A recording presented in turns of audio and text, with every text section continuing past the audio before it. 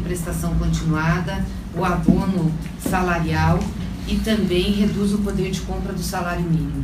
Então, é uma reforma para o Brasil ficar mais pobre do que está, diminuir a renda das pessoas e, com certeza, vai intervir muito no nível de emprego do país, né? Nós avaliamos que o problema do país é econômico, não apenas fiscal, e que o problema fiscal decorre do econômico.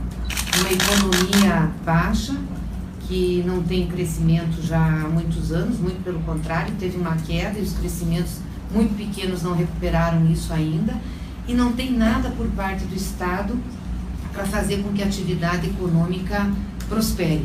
Os investimentos estão baixos e não tem nenhuma perspectiva de aumentar, os cortes do orçamento dos programas sociais também, e a iniciativa privada, o setor empresarial, não está reagindo a essa situação. Então, você fazer um corte da Previdência como eles estão propondo é piorar ainda mais a situação da economia no Brasil. Para isso, nós tiramos um calendário de lutas e de mobilização contra quem não tem nenhuma perspectiva de aumento. Vamos fazer junto com os movimentos sociais, movimentos sindicais, com os demais partidos que estão se colocando contrariamente, e vamos para a rua conversar com a população. Desde ter bancas em praças, em ruas, explicando a reforma, até fazer dias nacionais de mobilização, como no dia 1º de abril, que com certeza nós temos que mostrar para a população o que é a grande mentira dessa reforma, grande mentira de Bolsonaro, que prometeu algo diferenciado para o Brasil e envia ao Congresso Nacional uma proposta para retirar direitos da maioria do povo.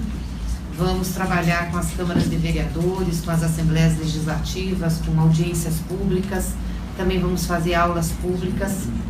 Temos um conjunto de dirigentes partidários que vão ficar responsáveis por viajar ao Brasil pela demanda dos estados para explicar a reforma. E toda essa mobilização contra a reforma da Previdência, nós do PT vamos encaminhar junto à campanha pela liberdade de Lula, mostrando o que Lula significou para o Brasil quando valorizou o capítulo da Seguridade Social da Constituição, quando valorizou e implementou uma política para o salário mínimo, quando melhorou as condições para a aposentadoria dos trabalhadores rurais, dos agricultores, das mulheres, donas de casa, enfim, de um conjunto de trabalhadores que tinham pouca proteção, e mostrar que o governo do presidente Lula, os governos do PT, foram um contraponto a esse modelo que está aí. E foram nesses governos onde o Brasil teve maior crescimento econômico, melhoria das condições sociais, maior geração de emprego e não teve déficit no regime geral de previdência social. Em alguns anos, inclusive, não teve déficit nenhum no sistema previdenciário, porque tinha atividade econômica, tinha receita, tinha renda, e isso é melhorado. Então, as decisões nossas dessa primeira parte do Diretório Nacional foram em relação à reforma da Previdência, com atividades e mobilização em conjunto com a campanha Lula Livre. E agora, a partir da tarde, nós vamos ter a campanha Lula Livre, o debate sobre as condições do presidente Lula, o que mais nós temos que fazer, informes do Comitê Lula Livre, e o debate sobre o calendário interno do PT. Em relação à reforma da Previdência, foi fechada a questão, então? Foi. Então, o parlamentar que eventualmente votar na Câmara do Senado... Não correremos esse risco, não tem nenhum parlamentar. Não teria chance, mas assim, está fechada a questão. Quando o partido fecha a questão, com certeza, quem não acompanhar a decisão do partido tem consequências. Nós não vamos ter problema com isso, porque tem uma unidade política enorme. A resolução que está já disponível no nosso site, ela foi aprovada por unanimidade. Não teve nenhum questionamento. Não existe nenhum espaço de debate pelo novo. O PT não está disposto a debater nenhum, por exemplo, tira a BPC, tira... Nós vamos resistir contra essas mudanças, vamos nos articular, porque nós entendemos que esse não é o momento para fazer uma reforma da Previdência. Isso não quer dizer que o sistema não careça de ajustes. Nós somos governo e fizemos ajustes e fizemos reestruturação da Previdência. O problema é que o que eles querem fazer não é uma reforma, é uma destruição do modelo de seguridade social. e implantar, por exemplo, a capitalização. Essa é uma das maiores crueldades. Você vai ficar responsável pela sua própria aposentadoria, sem contrapartida do patronato, sem contrapartida do Estado. Quando você estiver desempregado, quem é que vai pagar o teu sistema de capitalização? Isso quer dizer que você vai demorar mais para fazer um fundo para se aposentar e vai demorar mais para se aposentar. Então, também, esse regime de capitalização também é muito perverso, né? Nós conversamos com os nossos governadores, eles estão ainda em transição com as reestruturações previdenciárias deles, que é no mesmo modelo da que nós fizemos no governo federal na época do presidente Lula. E nós defendemos que os governos estaduais tenham, por parte da União, condições para terminar esse processo de reestruturação. Inclusive um fundo, né, que venha de recursos como, por exemplo, a cobrança da dívida que o setor privado tem junto ao INSS, que venha também de tributo sobre lucro e dividendo, né, imposto sobre fortunas. Ou seja, nós temos um conjunto de instrumentos que a Constituição permite utilizar para que a gente possa dar solução a essas situações. E no parlamento a postura vai ser de obstrução? Como que vai ser, por exemplo, CCJ, a Comissão Especial? O PT vai fazer obstrução sistemática ou vai... Nós vamos discutir ainda, porque nós não tínhamos tido a decisão política, né? Então tivemos a decisão política essa semana. Na próxima semana nós vamos discutir qual vai ser nosso posicionamento. E devemos fazer isso junto com os outros partidos. Tivemos uma reunião de partidos agora na quinta-feira, ontem, né, que participaram, além do PT, o PDT, PCdoB, a Rede, PSOL, e tiramos uma outra reunião para terça-feira, às 11 horas, lá na Câmara, uma manifestação conjunta desses partidos contrários à reforma. PDT, PSOL, Rede, além do PT. Rede, PCdoB, e PT. Isso lá na liderança do PT, será? Não, não vai ser na liderança, vai ser numa sala de reuniões, eu não sei, eu já te digo, eu ainda estou meio ambientando na Câmara. Vai ser comissão plenária, a gente eu acho que deve ser uma daquelas, que a gente vai se reunir, ou numa sala de reunião mesmo, um pouco maior, mas aí eu passo para vocês, para fazer uma manifestação conjunta, porque esse é um tema que unifica a ação dos partidos. Então, inclusive, a estratégia de atuação no parlamento vai ter que ser discutida em conjunto, não é? O PT, seja sozinho ou junto com outros partidos, pretende lançar algum tipo de proposta alternativa de reforma? Não, não. Porque nós entendemos que a reforma da Previdência não é a solução para os problemas que nós estamos vivendo hoje. Vou repetir, nós não somos contra fazer ajustes e fazer adequações. Fomos governos e já fizemos isso. Mas, por exemplo, se nós tivéssemos ganho o governo, se Haddad fosse presidente, com certeza a primeira medida, ou a medida mais importante que nós encaminharíamos ao parlamento não seria a reforma da Previdência. Possivelmente seria uma reforma tributária, para você deixar o sistema mais justo, mais equilibrado, mais distributivo. A reforma da Previdência poderia ser objeto de discussão, de ajustes, mas numa ação normal de governo. Então, se essa não é a primeira, por que nós vamos reagir em cima dessa proposta? Aí nós estaríamos dizendo para o governo que nós concordamos que a reforma da Previdência tem toda essa importância do ponto de vista da economia brasileira. E qual é a análise que a senhora faz em relação à tramitação lá da proposta? A própria base aliada tem tido dificuldade para se articular e outros eventos, até fora mesmo do parlamento, ali do Congresso, acabam impactando. O sentimento da senhora, isso tramita, vai com dificuldade de tramitar ao longo do ano? Qual que é a análise assim, do PT e da oposição? Só complementando a pergunta da colega, com a chegada dessa reforma sobre os militares, piorou o ambiente? Como foi esse impacto? Então, tirando a questão da capacidade muito diminuta de articulação do Executivo com o Parlamento, que eu acho que está ficando evidente, as contradições que tem ali dos interesses e grupos que se dizem da base aliada, os tratamentos diferenciados, como essa questão dos militares, que é diferenciada inclusive internamente, né, em relação a eles mesmos. Tirando isso, tem a parte da impopularidade da reforma, porque como que o deputado vai chegar para a base dele e dizer, olha, eu vou lá tirar teu direito, entendeu? Você agora vai só se aposentar pelo regime de capitalização, vai ter que se virar, nós vamos aumentar a idade, vamos aumentar o tempo de contribuição, se você não conseguir pagar, vai ganhar um benefício que vai ser menor que o salário mínimo, não vamos mais garantir o poder real de compra do salário mínimo, que é a correção da inflação, prevista na Constituição. É difícil para o parlamentar fazer isso. O parlamentar representa um setor da sociedade. Talvez pouquíssimos ali representem o setor, embora a gente ache que o parlamento tem um viés mais conservador, mais elitista, mas pouquíssimos mesmo devem representar o setor financeiro, foram eleitos só por aquele grupo para poder pregar uma reforma dessa. Porque é importante ter clareza que essa reforma, ela interessa ao sistema financeiro, aos bancos, que vão passar a gerir um grande volume de recursos a partir da capitalização. Que é eles que vão fazer isso, como acontece no Chile. Oi, Humberto, eu fui adiantando aqui, você chega aí. O Paulo teve um problema, teve que... Enfim.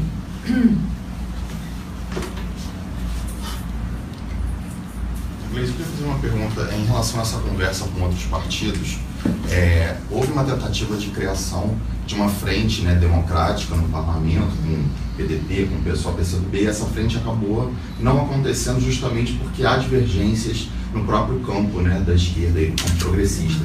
Qual é a garantia que vocês têm de que vai dar certo agora em relação à reforma da Previdência? Primeiro, só dizer que nós temos o Observatório da Democracia, em que esses 5 partidos participam através das suas fundações. E esse observatório já teve um ato público, vai ter mais um agora em abril, e tem trabalhado, inclusive no acompanhamento de políticas públicas. Em relação à reforma da Previdência, a garantia que nós temos são os posicionamentos individuais dos partidos. O PDT já se posicionou contra a reforma. A linha do PSB deve ser a mesma. Eu conversei com o Siqueira, eles iam ter também reunião agora esse final de semana, iam se posicionar. PCdoB já se posicionou, PSOL já se posicionou e Rede também.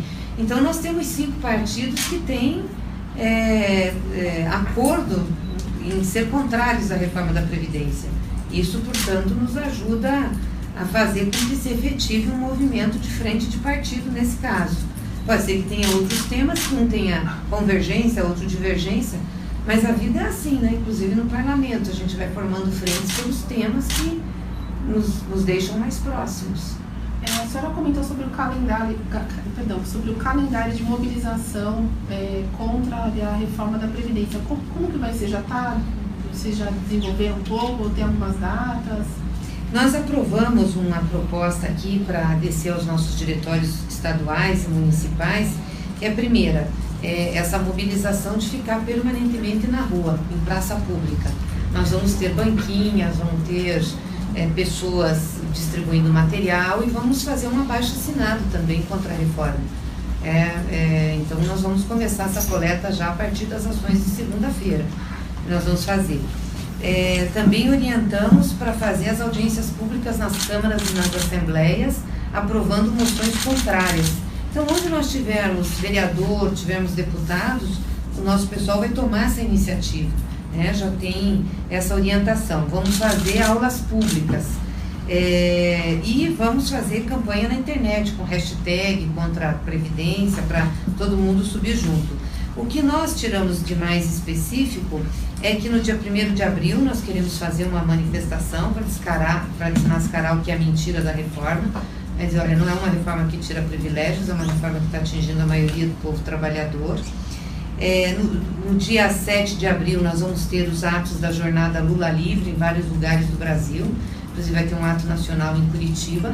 Então, portanto, nós vamos levar também o tema da reforma da Previdência. Vamos realizar, daí tem a jornada até o dia 10 de abril. Essa não, desculpa te interromper, de 7 de abril a 10. A jornada é de 7 a 10. Exatamente. Tudo lá em Curitiba, não? Não, dia 7 são eventos, são atos. Curitiba vai ser onde a gente vai concentrar também atividades, mas são atos que nós estamos orientando para todos os lugares fazer. Então nós vamos ter em Curitiba, mas o pessoal vai fazer também em São Paulo, vai fazer ato em Rio. A ideia é mobilizar o Brasil nesse ano da prisão injusta de Lula. E até o dia 10 a gente vai fazer atividade cultural, vai fazer cursos, vai fazer debates em praças públicas sobre o processo do Lula, né? O dia 1º de maio, bom, aí antes de 1º de maio tem a Páscoa, né? Nós queremos também fazer atividades aí para alertar a população nesse processo e nesse período sobre a retirada de direitos. A CNBB soltou uma nota muito boa sobre essa reforma e a nossa ideia é ampliar isso. Dia 1º de maio nós temos o Dia Nacional de Luta em Defesa dos Trabalhadores, portanto, o foco será a reforma da Previdência, as centrais já estão discutindo isso, estão se mobilizando. Hoje nós tivemos atos, né, no Nordeste, foi muito bom, acho que o Humberto pode falar, inclusive, nós tivemos atos em todos os estados do Brasil contra a reforma, e isso também é o início da luta. E depois vamos fazer atividades como tuitaço, buzinaço, a nossa militância tem muita criatividade também, né? E a gente espera que isso, obviamente, tenha como consequência a sensibilização da Câmara, que está bem propensa para essa sensibilização, pelo que a gente tem percebido. Não sei se você quer falar um pouquinho, Roberto? Não. Mais algum tema?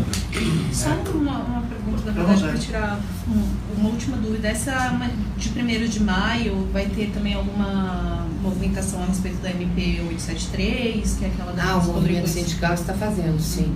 Tá, com certeza. Necessário. Eu queria pedir também que você comentasse a prisão do Temer, né? Eu vi que o PT soltou uma nota dizendo que esperava que não fosse mais um espetáculo pirotécnico da Lava Jato, mas de certa forma, enfim, foi justamente o homem que sucedeu a Dilma após o impeachment e se tornou ali um rival político. Veja, o Temer prestou um papel deplorável à democracia brasileira e ao Estado brasileiro, né? Ao se sujeitar a ser objeto de um golpe de Estado, que é o que nós entendemos. E, infelizmente, esse processo deu início a toda essa desconstrução do Estado Nacional que nós estamos vivendo. Desmonte das políticas públicas, ataque aos direitos trabalhistas, crescimento da dívida, desestabilização. Politicamente, economicamente, não tem nenhuma defesa para o Temer. É lamentável, ele está inscrito numa página muito feia da nossa história política. Agora, isso não quer dizer que a gente analise os processos judiciais de acordo com quem ele se aplica. A lei é lei. O direito legal, ele existe para ser cumprido. As regras constitucionais, o devido processo legal. E o que a gente tem visto dessa Operação Lava Jato é a utilização de mecanismos judiciais para fazer política, para fazer mídia, para disputar poder e protagonismo. Tanto é assim que o próprio Ministério Público estava criando uma fundação para financiar suas atividades. A troco do quê? Então, nós repudiamos esse tipo de coisa, seja com quem for. Vemos nesse fato, de novo, uma ação que tem função midiática, que não observa o devido processo legal, pelo que nós lemos de tudo que tem. Estamos requerendo, as delações, de novo baseado em delações, ou seja, nós estamos sem estabilidade na área do direito no Brasil, sem estabilidade. Isso é muito ruim para uma democracia, muito ruim. Por isso que nós soltamos uma nota colocando a posição do PT. Ok? Esse, você não quer falar nada? Não, tudo bem. Fala boa tarde. Para a internet aqui, nós estamos também, o nosso pessoal está ouvindo também aí, as redes sociais. A questão do calendário ficou para amanhã, né? Vamos iniciar hoje. A gente vai iniciar hoje. Mata hoje. E as estratégias só para terça-feira, junto com os outros partidos, os outros 4 partidos. Isso, as estratégias que a gente vai estar falando da reunião que nós marcamos para terça com os partidos lá na Câmara. Aí a ideia é discutir a estratégia. Tem uma previsão para a realização das eleições internas? A senhora fica até o final? Você quer falar um pouquinho disso, das eleições? Não, nós temos... eu cumpro o meu mandato até o final, sim. Nós vamos tirar o calendário agora, então possivelmente vai ser no segundo semestre, a partir de agosto que a gente vai começar. Aí tem um plebiscito que nós vamos decidir como vai ser feito, se será feito nesse momento. o processo de renovação das direções e o nosso 7º congresso, que é um congresso de debate político, e aí não é, a menos que o plebiscito indique que a direção vai ser eleita no congresso, ele deve ser só de debate político. É uma dúvida, porque hoje é eleição direta, né? E aí poderia municipalizar. A última já não foi eleição direta. A última nós já fizemos um acordo, elegemos diretamente os diretórios municipais e delegados para as instâncias estaduais e das instâncias estaduais para a nacional. Mas as últimas renovações partidárias tinham sido feitas todas por eleição direta. Elege o município, o estado e a nacional. E tem a tendência de manter qual formato É que nós deliberamos para ter um plebiscito com a nossa militância para saber que tipo de instrumento deveríamos utilizar para eleger as direções. Se continuaríamos com a eleição direta ou voltaríamos a fazer via congresso, como é a maioria dos partidos. E o plebiscito ainda não tem a data, é isso que vai ser definido? É isso que vai ser definido, né? Mas é a partir de agosto. Antes disso a gente não tem nem estruturalmente como fazer o processo. Né? Senador, no Senado foi criada uma comissão especial para acompanhar a reforma da Previdência da Câmara. Como é que vai ser a articulação do partido lá também? O senhor é favorável a essa comissão? Não, na verdade o PT considera que essa comissão ela é totalmente desnecessária, ela não tem nenhum papel a cumprir, os senadores não vão abrir mão de discutir o tempo que for necessário a proposta de reforma da Previdência que vier da Câmara. Lógico que se o presidente quer instituir e essa comissão vai acompanhar, não temos nada contra isso. Agora, de forma nenhuma a gente vai aceitar relatório ou qualquer coisa que tenha sido objeto do trabalho dessa comissão. Né? Ela é apenas uma comissão para assistir, acompanhar, mas que isso aí vai ter qualquer papel no debate que vai ser feito depois. Eu não estou falando, não é nem em nome do PT, eu estou falando pelo que todos os senadores já se manifestaram. Pode ir, pode discutir, pode fazer o que for mais. Isso aqui não vai ter nenhuma função, nenhuma razão. Aliás, isso já aconteceu parecido na época da reforma política. Né? O Senado tirou uma comissão que ficou acompanhando umas reuniões da reforma política e depois. Agora, provavelmente, o relator de hoje dessa comissão será o relator do Senado da reforma da Previdência e, a princípio, é o senador Tasso Gereissati. Como o senhor vê isso? Bom, para efeito da preparação dele, do convencimento dele, tudo bem, mas para efeito da decisão que o Senado vai tomar, é completamente irrelevante. Agora, senador, a gente sabe que o presidente Davi Alcolumbre tem uma relação com o ministro da Casa Civil, Onyx Lorenzoni, né? Inclusive, na própria eleição dele, enfim, várias matérias abordaram essa relação. O senhor acredita que pode ocorrer alguma interferência do Executivo nos trabalhos ali da tramitação da Previdência no Senado? Bom, é natural que o governo tente, não é? É natural, todo governo tenta. Até agora, apesar de o governo ter escolhido no Senado, diferentemente da Câmara, um líder que tenha experiência, que tenha trânsito, né? Mas o grande problema é o governo, não é o líder nem quem articula em nome deles, né? Vou dar um exemplo. É a primeira vez que eu vejo, em muito tempo que eu estou no parlamento, o governo apostar numa CPI. O governo geralmente quer um ambiente o mais pacífico possível, né? O governo joga a sua tropa de choque lá para fazer essa CPI contra os tribunais superiores, né? Quer dizer, então acho que por mais bem intencionado que possa vir a ser um líder, a possibilidade dele fazer um trabalho que leve o governo a ter algum objetivo, eu acho muito difícil. E a julgar pelo que a gente já viu, de debates onde aconteceram no Senado, de manifestações dos parlamentares por intermédio dos discursos, acho que o governo não vai ter vida fácil para aprovar essa proposta de reforma da Previdência. Senador, o senhor já está articulando como líder já com os outros partidos no Senado, inclusive o MDB? Já há uma conversa referente à reforma da Previdência? Não. Eu acho que isso vai avançar um pouco mais a partir do momento que as conversas na Câmara avancem também, porque a gente vai ficar identificando o que é que cada partido está pensando, né? Por exemplo, você pega no MDB, tem muita gente que acha que é necessário ter uma reforma e tal. mas que questiona radicalmente essa reforma que está aí. Até agora eu não vi ninguém defender, assim, muito entusiasmado as mudanças que o governo propôs no regime geral de previdência social, né? Então, é como o Gleice falou, essas alianças vão acontecer naturalmente, automaticamente, não precisa ter muita formalização para isso, né? Lógico que todo mundo vai discutir temas específicos quando eles forem ser votados, né? Mas, naturalmente, cada um vai se colocar de acordo com uma visão. Agora, senador, se esse movimento, enfim, acabar crescendo e tomar dimensões maiores, o senhor teme que possa ocorrer, dentro dessa aliança, alguma disputa por protagonismo nesse movimento contra a reforma? Não acredito. Essas coisas não existem, né? Ninguém tem protagonismo porque decidiu ter protagonismo. Vai depender de saber, ao longo desse período, se sintonizar com a aspiração da população, desempenhar ações que sejam capazes de aglutinar mais gente, fazer com que essas ações sejam vitoriosas nos enfrentamentos que vão acontecer lá.